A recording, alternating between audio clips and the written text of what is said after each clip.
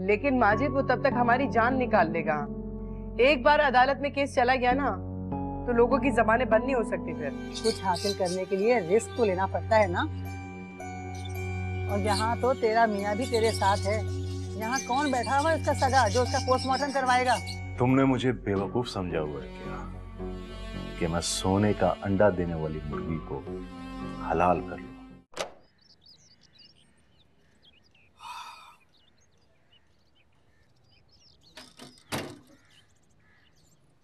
अस्सलाम वालेकुम अब्बा जी। वालेकुम सलाम।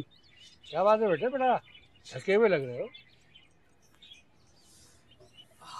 क्या बताएं अब्बा जी आपको, ऑफिस में अफसरान की डांट डपट, झिड़कियाँ और फिर रास्ते में धक्के और ट्रैफिक जाम से बहुत थक जाता हूँ अब्बा जी। दिमाग खराब करने के लिए सब काफी नहीं है क्या? बेटा इसमें गलती तुम्हारी है। अगर तुम सुबह जरा जल्दी निकल जाओ घर से तो वक्त पे ऑफिस पहुंचोगे, झिड़कियों से बचोगे। मगर तुम्हें वक्त पे कोई काम करने की आदत है ही नहीं।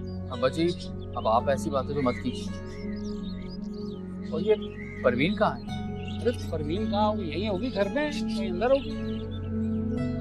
परवीन एक गिलास पानी लेके आओ।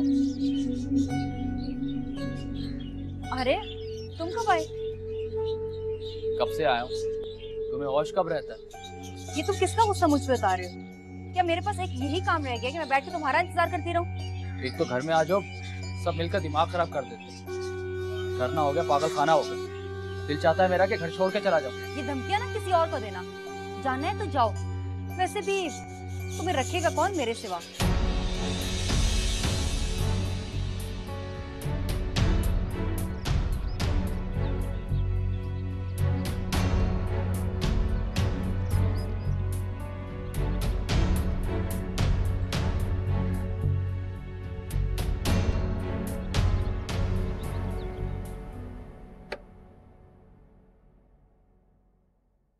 पूरा घर ढूंढ लिया, तुम यहाँ हो। हमेशा किचन में घुसी रहती हो ना।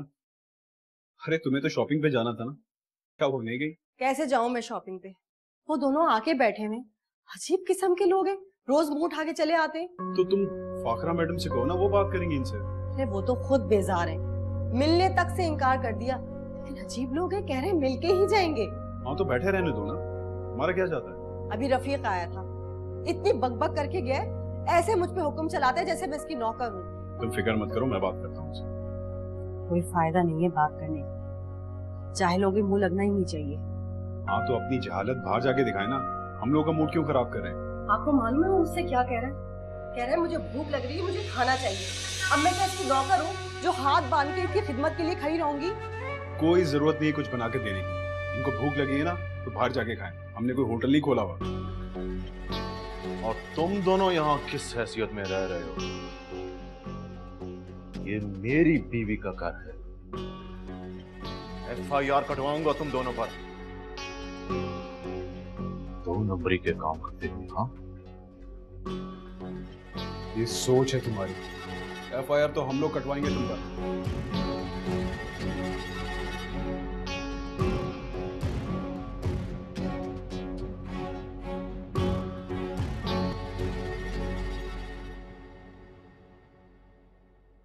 क्या हुआ, ये नईम इतना शोर क्यों मचा रहा था?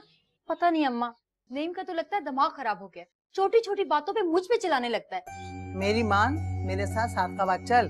जब उन्हें खाने के लाले पड़ेंगे ना तो सर के बल दौड़ता चला आएगा। मैं क्यों चलूं सादकाबाद? क्यों छोड़ूं अपना घर? इन दोनों को घर से बाहर क्यों ना निकाल दूं? हर वक्त इनकी खिदमतें भी करूं और बातें भी मैं ही सुनूं। किस बात पर इतना उधम मचा रहा था? उसके ऑफिस में कुछ हो गया था। आपको तो पता है उसके दुश्मन भी कम तो नहीं है ना। परवीन, उसे समझाया कर कि हर वक्त गुस्सा इतना अच्छा नहीं होता। कैसे समझाऊं अम्मा? नईम में तो बर्दाश्त का मादा जैसे है ही नहीं। इसी में तो नुकसान है, जरा सी चापलूसी बहुत सारे अच्छे काम करवा देती है। नईम और चापलूसी रहने दें अम्मा, दूसरे मिजाज का आदमी है नईम। वो और किसी की खुशामद करे, वो अगर ऐसा होता तो ये दिन क्यों देखने पड़ते? अपने बाप तक को तो वो संभाल नहीं सकता, दूसरे मसाइल कैसे संभालेगा? जाकर नईम से बात कर कि वो अपने बाप से दुकान की बात करे, और अगर ऐसा नहीं कर सकता तो जाकर अपने दोस्तों के पास रहे। अम्मा अब्बा जी कहीं चले गए तो हमारे हाथ कुछ नहीं आएगा। अरे कैसे नहीं आएगा, नईम उसका तन्हा वारिस है। कह तो तुम सही रही हो अम्मा, मगर जरा शर्म नहीं आती इन लोगों को। चाय का पूछ ले। ओए, तो तुम लोग फिर चले आए हो? तुम लोग क्या बाप का घर है, रोज रोज चले आते हो? तो क्या तुम्हारे बाप का घर है? तुम किस हैसियत से यहाँ रह रहे हो मियाँ? मैं यहाँ किसी भी हैसियत से रहता हूँ। तुम लोग यहाँ बार बार क्यों चले आते हो? ये मेरी बीवी का घर है, मतलब मेरा घर है। रफीक, मत मुंह लगो इस कमजात के। ये बड़ी बी, कमजात किसको कहा तुमने? तुम्हारे अलावा और किसको कहूंगी? जो कमजात होगा उसी को तो कहूंगी। लगता है तुम दोनों का दिमाग खराब हो गया है। नौसरबाज हो तुम दोनों।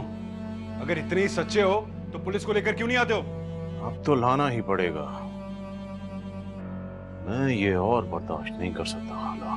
रफीक, फाखरा को तो गोली मार दे। उसकी शर्म गैरत तो सब मर गई है। घर में दो दो जवान मर्दों को और एक जवान औरत को लेकर बैठी हुई है। माजिद भाई शौहर है उनके, और वो मेरी बहनों की तरह है। इसलिए अपने दिमाग की गलाजत ना यहाँ नहीं निकालो। बहन की तरह है ना? बहन तो नहीं है। ये जो बहन भाई के ड्रामे है ना, ये बहुत अच्छी तरह देखे हुए हमने। रहने दो अपने बहन भाई का ड्रामा। खाला, तुम क्यों अपना दिमाग खपा रही हो इनके साथ? इन लोगों से तो बात अब मैं करूंगा। बात अब तुम नहीं, मैं करूंगा। तुम लोगों को अपनी जबान में समझाऊंगा मैं, लेकिन पहले मैं फाखरा मैडम से बात कर लूं, फिर बताता हूं मैं तुम लोगों को क्या करना है मुझे।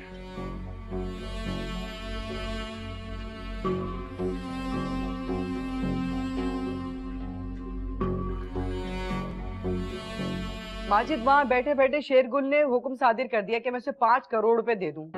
अब तुम खुद बताओ, मेरे पास 5 करोड़ रुपए कहाँ से आएंगे? क्या मेरे पास पैसों के दरख्त लगे हुए जो तोड़ तोड़ के उन भीख मंगों को दूं? फाखरा जी, एक बात हमारी समझ में नहीं, ये सब लोग आप ही से क्यों मांगते? आखिर समझते क्या है ये आपको? मैं तो खुद हैरान हूँ माजिद, जिसको भी पैसों की जरूरत पड़ती है मुझे ही फोन करना शुरू कर देता है। बस एक बार इनको इनकार कर दें और इनकार का दरवाजा इनके मुंह पे मारें और उसके बाद दोबारा कभी नहीं खोलें। शायद इस तरह ये लोग मांगना बंद कर दें। सही कह रहे तुम, लेकिन अब करेंगे क्या? कहाँ से लाऊंगी मैं 5 करोड़? हाँ तो मना कर देना, बोल तो रहे हैं आपको। एक बार मना करेंगी, उसके बाद नहीं आएंगे वो दोबारा। महविश, मेरी बात हुई एक आदमी से, जाली कागज बनाने का मास्टर है वो। ऐसे कागजात बनाता है कि असली कागजात रखने वाला मालिक भी ना दंग रह जाए। मैंने आपको मना भी किया था हबीब, फिर भी आप वो काम कर रहे हैं। मजबूरी है ना महविश, फाखरा मैडम को तलाक के कागजात चाहिए, वरना ये रफीक तो दीमक की तरह इनकी सारी जायदाद चाट जाएगा। अरे तो चाट लेने दे, हमें क्या लेना देना इन कामों से। मेरी बात सुने, अगर कुछ उल्टा सीधा हो गया तो आपकी गर्दन भी फंस सकती है। नहीं, मुझे यकीन है ऐसा कुछ नहीं होगा। जरूर होगा। ये फाखरा मैडम अभी अपना मतलब निकालने के लिए मीठा मीठा बोल रही हैं, और अगर आप बाद में किसी मुसीबत में फंसे ना, तो इन्होंने तोती की तरह अपनी आंखें फेर लेनी है। लेकिन माजिद भाई भी तो है ना, मुझे यकीन है कि वो मेरा पूरा साथ देंगे। पहले वो खुद अपना तो साथ दे ले। मैडम के सामने उनकी जबान हिलती तक नहीं है, आपका साथ क्या खाक देंगे? कुछ भी हो महविश, हम लोग इस घर में रह रहे हैं, तो इनकी मुश्किलात में हमें साथ तो देना ही पड़ेगा। ऐसा ना हो हबीब, उनकी मुश्किलात कम करते करते आप खुद किसी मुश्किल में ना फंस जाएं। तुम फिक्र नहीं करो, ऐसा कुछ भी नहीं होगा। अच्छा, मैं जरा फाखरा मैडम से मिल लूं, उनसे पैसे भी लेने मुझे। तो आप अभी जाएंगे वहां पे? हाँ, अगर मैडम ने कहा तो अभी जाना पड़ेगा ना। हाँ, ये तो है। सुनो जी बोले, क्या बात? एक बात तो बताओ, ये तुम्हें रोज की किलकिल अच्छी लगती है क्या? क्यों नहीं कर देते नईम के नाम वो दुकान? अरे भाई, कौन सी दुकान? वही जो तुमने अपने दोस्त के हवाले कर रखी है। ये तो मेरी मर्जी है, मेरी दुकान है, मैं किसी के भी हवाले करूं। तुम क्यों मेरे ऊपर हुक्म चला रही हो? बात हुक्म चलाने की नहीं है, ईमान और हक की बात है। जो कुछ तुम्हारे मरने के बाद उन्हें मिलना है, वो तुम अभी क्यों नहीं दे देते उनको? अरे भाई, मेरी मर्जी मैं अपनी जिंदगी में दूं या मरने के बाद, तुमसे मशवरा तो नहीं मांगा ना। ना मानो, नुकसान उठाओगे एक दिन तुम। कैसा नुकसान? मुझे क्या पता, लेकिन जब माँ बाप जिद पे उतर आए ना, तो औलाद कुछ भी हरकत कर सकती है जिसमें नुकसान हो सकता है। तुम मुझे डरा नहीं सकती हो, समझी? मैं क्यों डराऊंगी? जो हकीकत है वही बता रही हूँ। हर बात की कोई हद होती है, और जब हद क्रॉस कर जाए ना तो फिर कुछ भी नुकसान हो सकता है। तुम बेहतर समझ सकते हो। मेरा काम था तुम्हें बताना, जो मैंने बता दिया।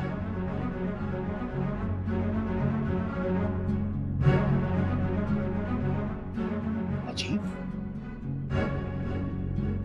मैडम, मेरी बर्दाश्त की हद खत्म हो गई है। ऐसा ना हो कि मैं कोई उल्टा सीधा रास्ता अपना लूं, क्योंकि इन लोगों की बदजबानी हद से ज्यादा बढ़ गई है। क्यों, क्या हो गया है? वो रफीक पूरे घर में धंधा नादा फिरता है और ऐसे हुक्म चलाता है जैसे हम उसके बाप के नौकर हैं। मैंने महविश से कहा था ना कि उसे यहाँ से निकाल दे। ये लोग आपके कहने पे चले जाएं, इतने शरीफ नहीं हैं। अच्छा, मैंने तुमसे एक काम कहा था, तुमने वो भी नहीं किया। उस मामले में आप बेफिक्र हो जाएं। मेरी उस शख्स से बात हो गई है, वो हमारा काम करने को राजी भी है। हाँ, थोड़े से पैसे ज्यादा लगेंगे, लेकिन हमारा काम एक नंबर हो जाएगा। मैंने तुम्हें पहले भी कहा था कि तुम पैसों की परवाह नहीं करो, बस मेरी इन अजाबों से जान छुड़ाओ। मैं समझी थी कि शादी के बाद मेरी इससे जान छूट जाएगी, लेकिन ये बहुत ही ढीठ किस्म का आदमी है। मैडम, आप एक काम करें, आप 2-4 दिन के लिए इस शहर से कहीं दूर चली जाएं, किसी ऐसी जगह जहां टेंशन फ्री माहौल मिले आपको। कहाँ जाऊं मैं? मुझे तो ऐसा लगता है कि शायद मेरे नसीब में परेशानियां ही लिखी हैं। आप फिक्र मत करें, आप बेशक जाएं, बल्कि आप माजिद भाई को भी साथ ले जाएं। यहाँ के जो भी मसले मसाइल हैं मैं देख लूंगा, उसकी फिक्र ना करें। ठीक है, मैं कुछ सोचती हूँ। परवीन, बात को समझो। मैं अब्बा जी के सामने सब कुछ एक्टिंग कर रहा था और शोर इसलिए मचा रहा था कि वो प्रेशर में आ जाए। तुम कम से कम अम्मा का तो लिहाज करो, वरना अम्मा समझेंगी कि मैं तुमसे डरती हूँ। तो अपनी माँ को भी समझा दो कि ये ड्रामा हम कुछ अरसे के लिए कर रहे हैं, उसके बाद अब्बा जी सब कुछ हमारे नाम ही क्यों कर देंगे। वैसे नहीं, तुम्हारे अब्बा जी इतने बेवकूफ है नहीं, और वो तुम्हें एक ढेला भी नहीं देने वाले। उनके पास ये जितनी भी प्रॉपर्टी है ना, वो सारी की सारी वो गैर लोग ले जाएंगे और तुम मुंह देखते रह जाओगे। तो फिर तुम ही बताओ कि मैं क्या करूं? तुम सबसे पहले अब्बा जी का उनके घर जाना बंद करो। खाला, इन लोगों को भी शराफत की जुबान समझ नहीं आ रही। मैं भी तो कब से तुमसे यही कह रही हूँ कि बिला वजह यहाँ पे टाइम जाया हो रहा है। टाइम जाया तो तुम ऐसे कह रही हो जैसे इस मुल्क की भाग दौड़ तुम्हारे हाथ में। सैकड़ों बिजनेस तुम्हारी वजह से ही चल रहे हैं। बेशक मेरे सैकड़ों बिजनेस ना चलते हो, लेकिन टाइम तो जाया हो रहा है ना। बस एक बार फाखरा से मामला तय कर लूं, फिर देखता हूँ कब, क्या और कैसे करना है। तू देखता रहे, सोचता रहे। अगर यही हालात रहे ना तो तुम्हें छोड़ के चली जाऊंगी मैं। तुम्हारी मर्जी। फिर ना कहना कि मुझे अपने साथ रख लो।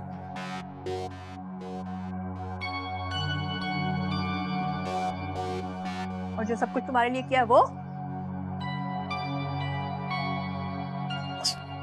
जाने दो। माजिद, ये खबर सुन के तो अब्बू खुशी से निहाल हो जाएंगे।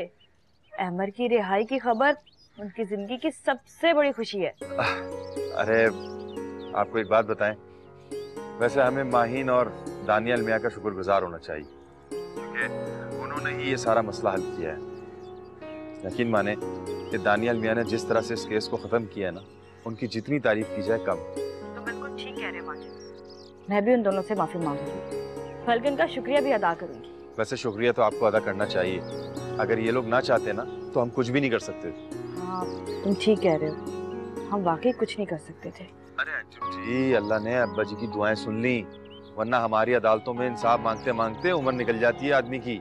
अच्छा ठीक है, तुम ऐसा करो, घर आ जाओ और आकर ये खबर अब्बू को खुद सुनाओ। अरे अब्बा जी को तो पता चल चुका है, अंकल कमाल ने बता दिया होगा। माजिद, रिहाई वाले दिन मैं भी तुम्हारे साथ जाऊंगी अहमर को लेने के लिए। अरे कैसी बात कर रही हैं आप? जाके क्या करेंगी? अहमर मियाँ घर ही तो आएंगे सीधे।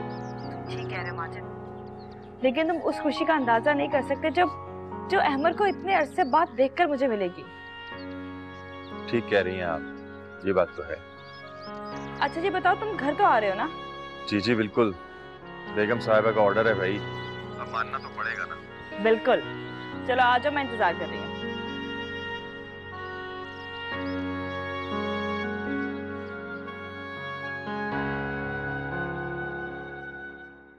अब्बा जी उठे, दवाई पी लीजिए। अब्बा जी, अरे बेटा मैं नहीं पी रहा दवाई। अगर आप दवाई नहीं पियेंगे तो आप ठीक कैसे होंगे? और अगर आप ठीक ना हुए तो फिर नहीं मेरी खबर ले लेंगे। तो बेटा खांसी काफी हद तक सही हो गई है, अब तो तबीयत बहुत बेहतर है, क्यों पीऊं मैं दवा?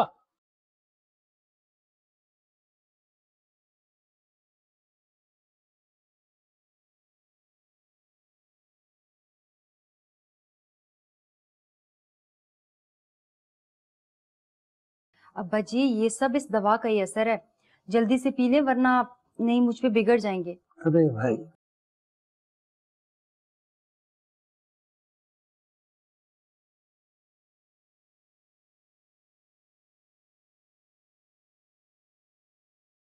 ये प्रवीण दवा पीने के बाद इतनी गुनूदगी आती है और ऐसे चक्कर से आते हैं और अजीब सा दिल बंद होने से लगता है। नहीं नहीं अब्बा जी ये सिर्फ आपका वहम है। एक बात बताओ, पहले तो तुम मेरा जरा सा भी ख्याल नहीं रखती थी, अब इतना क्यों ख्याल रखने लगी हो? पहले नासमझ थी, कम अक्ल थी, मगर अब मुझे एहसास हुआ है कि आप हमारे बुजुर्ग हैं, हमें आपसे बहुत अच्छा सलूक करना चाहिए। जीते रहो बेटा। अब्बा जी मुझे माफ कर दें, मैंने आपके साथ बहुत ज्यादती की है, बहुत दुख पहुंचाए हैं मैंने आपको। बेटा तुम्हें अपनी गलती का एहसास हो गया? गलतियां तो फिर इंसानों से ही होती है ना। आप कितने अच्छे हैं अब्बा जी। नहीं नहीं बेटा मैं कहाँ अच्छा हूँ बेटा, मुझे नींद आ रही है तो मैं थोड़ी देर सोना चाहता हूँ, तुम जाओ, सो जाऊंगा तो थोड़ा सा फ्रेश हो जाऊंगा। जी अब्बा जी। ओह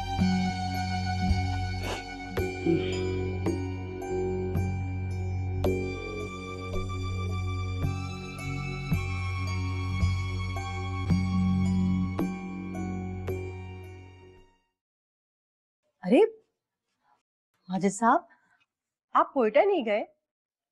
नहीं, हमारा दिल नहीं चाह रहा, ऊपर से एक नई मुसीबत और आ गई। वो क्या?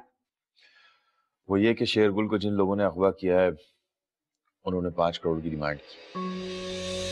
क्या 5 करोड़? ये तो बहुत बड़ी रकम है।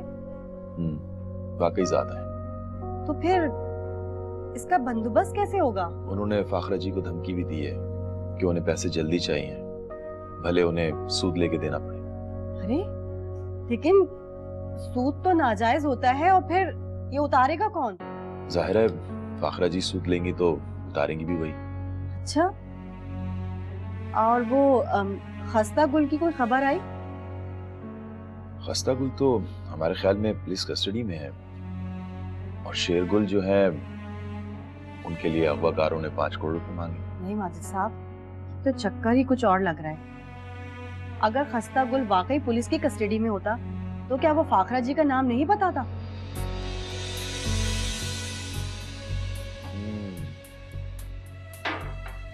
हम भी यही सोच रहे हैं। और दूसरी सोचने वाली बात तो ये है माजिद साहब कि शेरगुल ने तावान के लिए फाखरा जी को क्यों कहा? नहीं, ये चक्कर कुछ और है। ये दोनों भाई मिलकर इंतहाई चालाकी के साथ अपना सरमाया फाखरा जी से निकलवाना चाहते हैं। ये तो कोई और दूसरा ही गेम खेल रहे हैं। ठीक कह रही हैं, हमें भी कुछ ऐसे ही लग रहा है। रफीक बैठे रहो यहाँ आराम से, मैं जा रही हूँ अपने घर। खाला 2-4 दिन की बात है, फिर हमारे वारे न्यारे हो जाएंगे। ये बात तो तुम कब से कर रहे हो, सुन सुनकर मेरे कान पक गए। खाला सब कुछ तुम्हारे सामने है। जो पैसे मुझे फाखरा ने पहले दिए थे उसमें से मैंने तुम्हें तुम्हारा हिस्सा दे दिया। अब जब दोबारा देगी तो वो भी दे दूंगा। खाला तुम्हें भी ना पता नहीं किस चीज की जल्दी है। किस बात की जल्दी है? रफीक मुझे सब खबर है, तुम मेरी बात लिख कर रख लो। ये फाखरा ना अब तुम्हें कुछ नहीं देने वाली। कैसे नहीं देगी? इसका तो बाप भी देगा। उसका बाप कहाँ से देगा? उसे तो मरे हुए एक अरसा गुजर गया। पैसे तो मैं निकलवा ही दूंगा, और चाहे इसके लिए मुझे कुछ भी करना पड़े। तुम कुछ नहीं कर सकते, वो तो अपने आप को बहुत कुछ समझती है। तुमसे तो बात करना भी अपनी तौहीन समझती है। मैं कौन सा उससे बात करने के लिए मरा जा रहा हूँ खाला। ओहो, बात नहीं करोगे तो काम कैसे होगा? आखिर कब तक बैठे रहेंगे हम लोग यहाँ पर? उसी के आने का इंतजार कर रहा हूँ। आ जाए तो बात करता हूँ मैं उससे। कब तक मुंह छुपा के बैठी रहेगी? कहीं जाएगी तो आएगी ना, वो तो अपने कमरे में बैठी हुई है आराम से।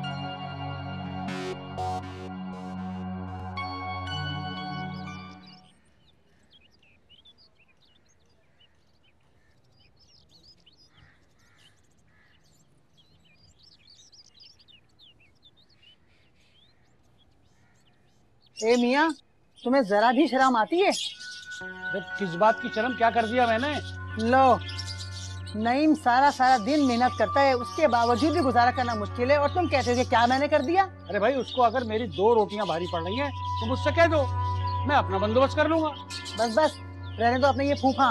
तुम्हें अगर इस बात का जरा भी ख्याल हो तो खुद हाथ बढ़ा के मदद ना कर दिया करो उनकी। इतना बड़ा मकान अपने दोस्तों के नाम कर दिया, ये सब क्या है? इस घर को चढ़ा दो किराए पर और उन मुफ्तखोरों को निकाल बाहर करो। आपकी ये लंतरानियां खत्म हो गई या अभी कुछ बाकी है? मैं कहाँ बोलती हूँ, मुझे तो जरा भी आदत नहीं है बात करने की। देखिए, पहली बात तो ये कि वो मेरे दोस्त हैं और मेरे दुख सुख के साथी हैं, उन्हें मुफ्त खोरे कहने की जरूरत नहीं है आपको। और फिर मेरी मर्जी है भाई, मैं जो चाहूँ करूँ, मेरा घर है ना, मैं क्या तुम्हारे इशारों पे चलूंगा? तुम हो कौन? अरे परवीन की माँ हो इसलिए ये लिहाज कर रहा हूँ उतना भी। वाह वाह, बड़ा ख्याल है परवीन का। उसकी माँ हूँ इसलिए लिहाज कर रहा हूँ। अगर ऐसी ही मोहब्बत जाग रही है ना तो कर दो ना उनके नाम, क्यों सांप बन के बैठे हो? कहा तुमने मुझे सांप कहा? देखो मैं तुम्हारा हशर क्या करता हूँ इस घर में, या तुम रहोगी या मैं।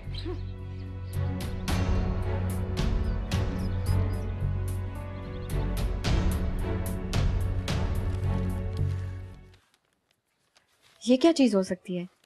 दानियाल ने मुझे क्या भेजा होगा? लगता है अपने पास बुला रहे हैं, उसके कागजात हैं, या शायद घर की रजिस्ट्री भी हो सकती है। तो दानियाल को सरप्राइज देने की बहुत बुरी आदत है। अच्छा देखिए,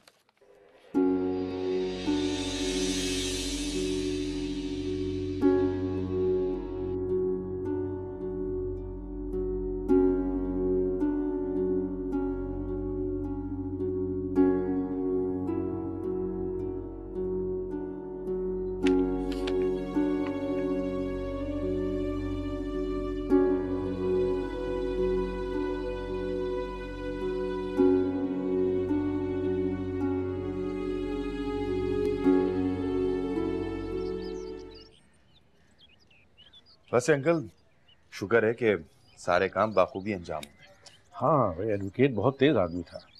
तुम्हारा क्या ख्याल है, अहमद कब तक रिहा हो जाएगा? जिस तरह से वकील साहब कार्रवाई कर रहे हैं, हमें तो ऐसा लगता है जैसे अहमद मियाँ कल ही रिहा हो जाए।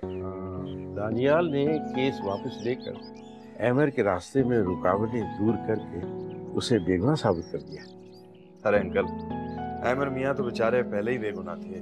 वो तो दानियाल मियाँ ने केस रिओपन करा दिया था, बंद भी उसी ने करवाया। शुक्र है कि अब्बा जी की जिंदगी में ये सारा काम हो गया और उनको उनकी जिंदगी में खुशी मिल जाएगी इंशाल्लाह। आइए चलिए। अब्बू, मैं खाना लगा रही हूँ, आप उठ के हाथ मुंह धो लें। अच्छा बेटा, वो अपने कमाल अंकल को भी बुला लो।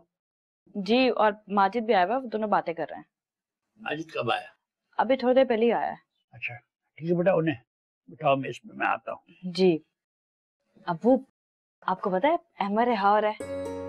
हाँ बेटा, मुझे बताया कमाल अंकल ने बारे में। कितनी खुशी की बात है, काश कि अम्मी भी जिंदा होती। हाँ बेटा। अच्छा चले, मैं खाना लगाती हूँ, आप हाथ मुंह धोकर आ जाएं। माहिन,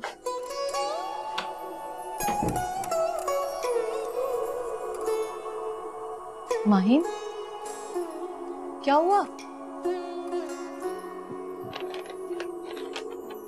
ये क्या है? तलाकनामा?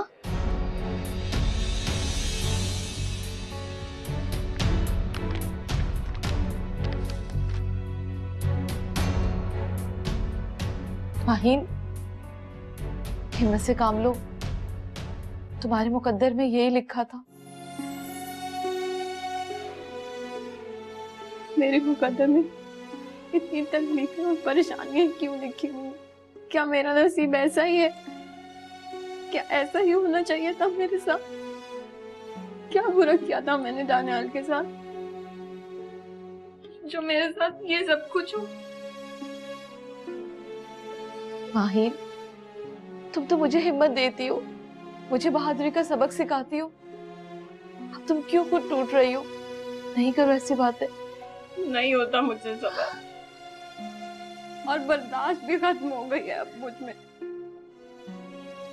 नहीं होता बर्दाश्त। क्या करोगी? किससे लड़ोगी? अपने मुकद्दर से लड़ोगी क्या? हाँ, लड़ूंगी मैं अपने मुकद्दर से, और अल्लाह से पूछूंगी किस स्याही से उन्होंने मेरा मुकद्दर लिखा है। ऐसे नहीं कहते माहिर, अल्लाह पाक नाराज हो जाते। क्यों ना कहूँ? क्यों ना कहूँ शहनाज? बताएं क्यों ना कहूँ? क्या कसूर था मेरा? क्या किया था मैंने? क्या बुरा किया था जो दानियाल ने मुझे ये तलाक भेज दी?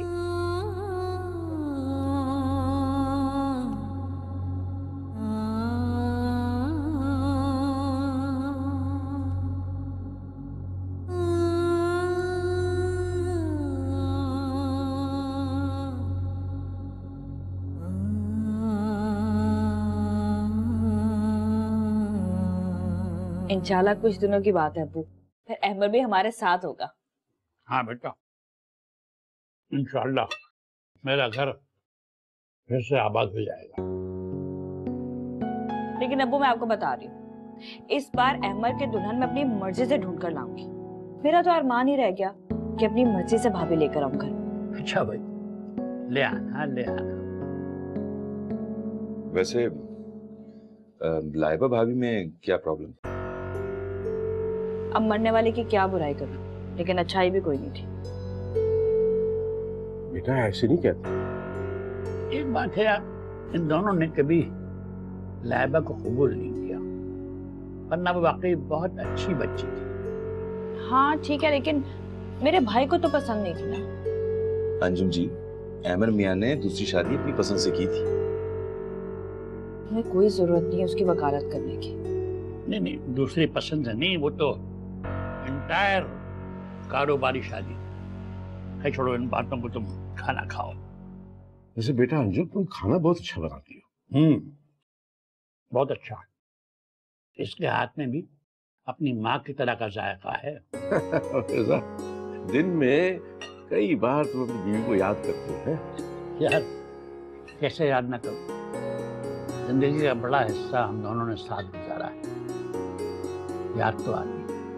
बेचारी को अहमद और अम्मार का गम खा गया। अब वो इन सब बातों को भूल जाए और बस अब अच्छी अच्छी बातें याद रखें। हाँ बेटा, सही कह रही।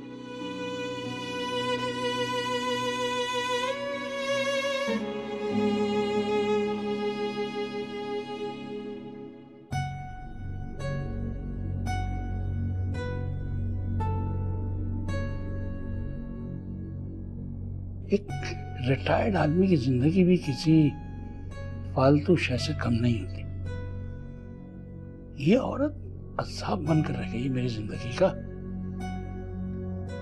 और ये सब नहीं इनकी कमजोरी। उसका तो सास और बीवी के सामने जैसे जबान ही बंद होकर रह जाती है।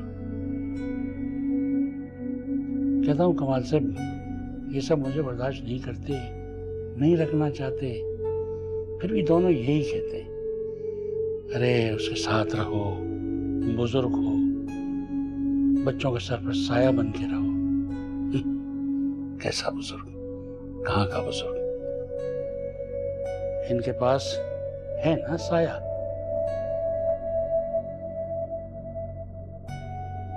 मैं नहीं रहूंगा इस घर में, फुटपाथ पर जिंदगी गुजार लूंगा, लेकिन इनके हाथ में सली नहीं। नहीं होना चाहिए।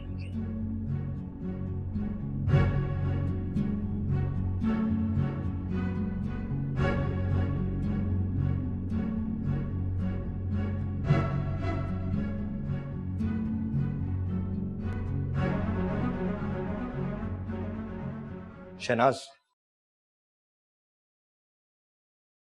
माहिन की तबीयत कैसी है? ठीक नहीं है साईं। जब जब जागती है अजीब बहकी बहकी बातें करती है। मुझे तो ये डर लग रहा है कि ये दुख कहीं उसकी जान ना ले ले। कुछ नहीं होगा उसे, वक्त आहिस्ता आहिस्ता मरहम रख देगा। साईं, आप उसको समझाइए ना। मैं तो उसे समझा समझा कर थक गई हूँ। मुझे खौफ है कि कहीं वो खुदा ना खास्ता पागल ना हो जाए। कुछ नहीं होगा उसे, मैंने कहा ना तुम्हें, कोई नुकसान नहीं होगा माहिन को। माहिन एक मजबूत आसाब की मालिक है। बहुत तकलीफें और बहुत गम सहे हैं उसने, ये भी सह लेगी। बस तुम उसका ख्याल रखना।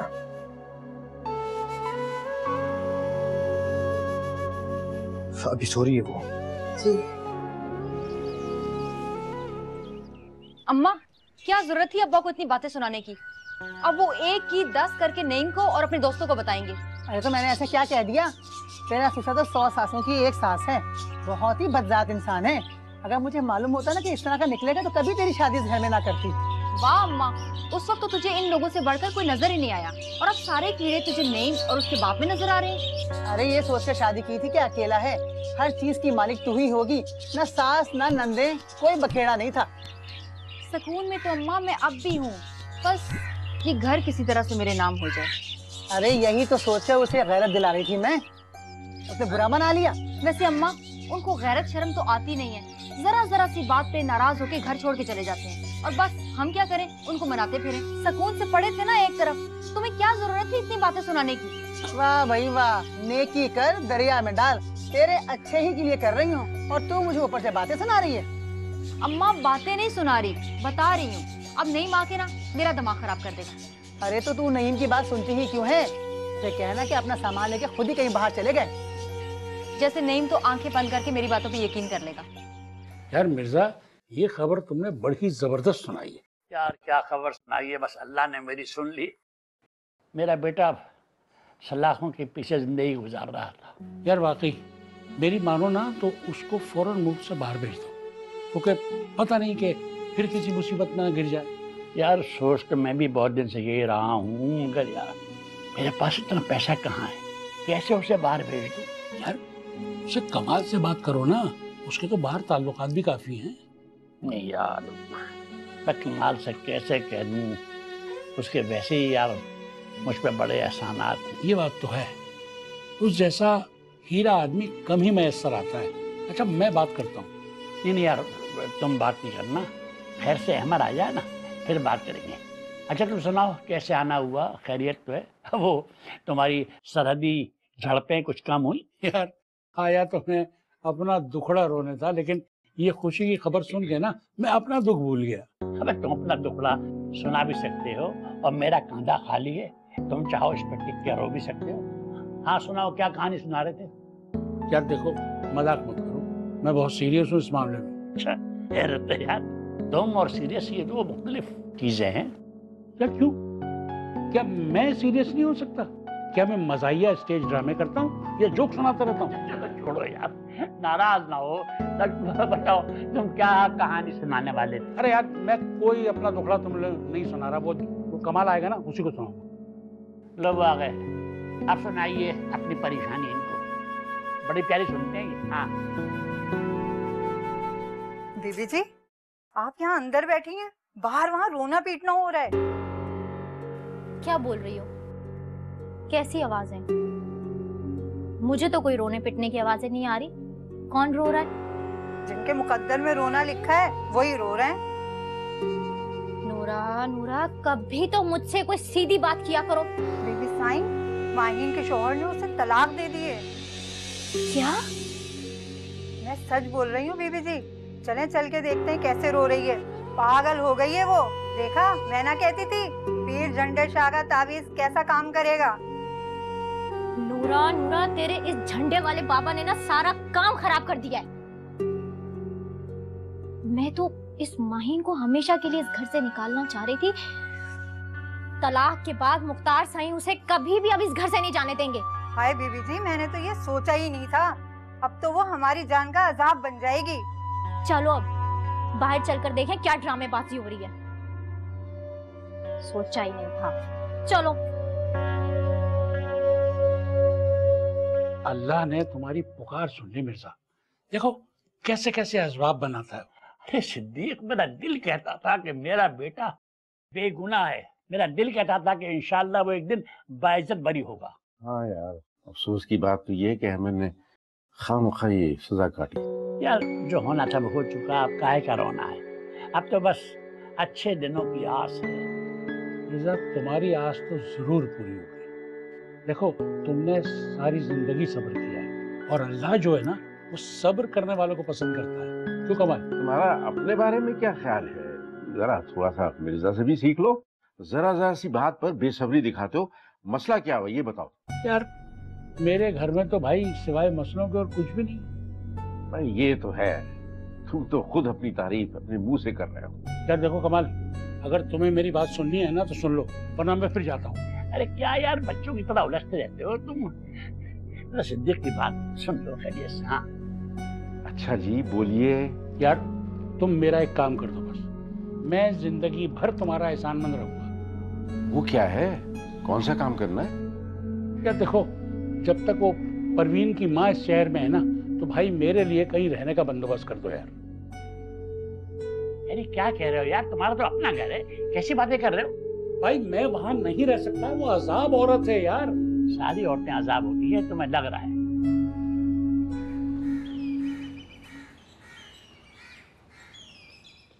परवीन, मैं ऑफिस के मामलात में बहुत परेशान हूँ। ऊपर से अब्बा जी नाराज हो गए। तुम्हारे अब्बा जी को तो नाराज होने का बहाना चाहिए। बस उन्हीं की खिदमतें करते रहो। वक्त पर दवाइयाँ देती हूँ, वक्त पर खाना देती हूँ और मैं हर वक्त हाथ बांध के उनके सामने खड़ी रहती हूँ। और फिर भी तुम्हारे अब्बा जी छोटी छोटी बातों पे जब दिल चाहता है नाराज होते हैं, दोस्तों के पास जा पहुँचते हैं। बिला वजह नाराज नहीं हो, कोई ना कोई वजह होती। हाँ हाँ, कह दो कि मेरी माँ फितने की जड़ है। मैंने ये कब कहा? नहीं कहा तो कह दो, दिल के अरमान निकाल लो। खुदा की पनाह है, जुबान है या मशीन, कैसे कैंची की तरह चलती है तुम्हारी जुबान। अपनी माँ की गलती नहीं माननी, बस मुझसे बहस करनी। मेरी माँ की इसमें कौन सी गलती है? देखा जाए तो मेरी माँ हर बात तुम्हारे और मेरे फायदे के लिए करती है। इसमें मेरी माँ का तो कोई फायदा नहीं है। अपनी माँ को कहो कि यहाँ रहना है ना तो शराफत से रहे, वरना सादिकाबाद की टिकट ला दूंगा। होश में तो हो नहीं, मेरी माँ को तुम घर से निकालने की बात करते हो।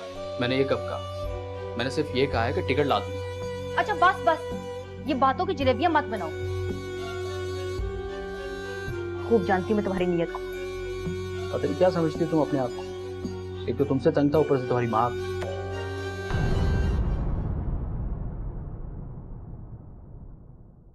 माजिद, माजिद, मुझे ऐसा पैसा नहीं चाहिए जिसकी बुनियाद किसी बेगुनाह के खून पर रखी हो। अच्छा कैसी बातें कर रहे हैं? मुख्तार साईं मुझे नसरीन दादन खान की बेटी से कह रहे हैं कि मैं उस माहिर के